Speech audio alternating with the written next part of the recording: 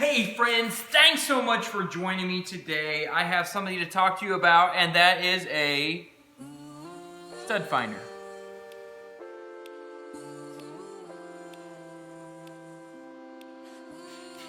All right, folks, so there may be times that you need to find where the studs are at, where the upright members of your building, where they are at in the wall.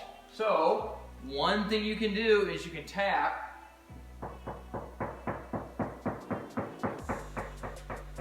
Hear how it got less hollow sounding there? So you can do that, not super reliable, okay? The other way that I would recommend is by getting a stud finder. Now this one is a Stanley, this one is a Zircon. Both work really well, they both have some different features. This one is quite a bit older than this one. I just recently got this one, and they both work well. The way you use them is like this.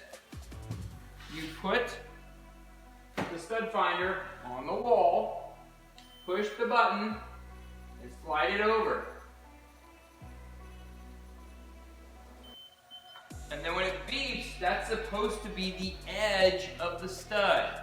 So it beeps there, so we'll see if the other one shows up that way too. Put it on the wall, push the button, and there you go. It lit up as well. So we know the edge of our stud is there. Then you come back, well, you would make a mark. Go ahead, take your pencil, make a mark, then you come the other way.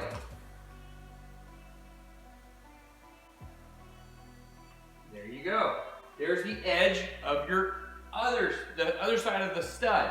So then you can take a little X, make it in the middle, mark the center of that. So now you can drill your screw or pound your nail or whatever in the center of that stud. Okay, so this is a stud finder.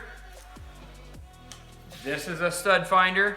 Very, very useful tool. I highly recommend getting one because they're not that expensive, but the time it will save you is pretty great. So there we go, folks. So thanks so much for watching. Thanks for the view. Remember to work hard because hard work's its own reward. Thanks for watching.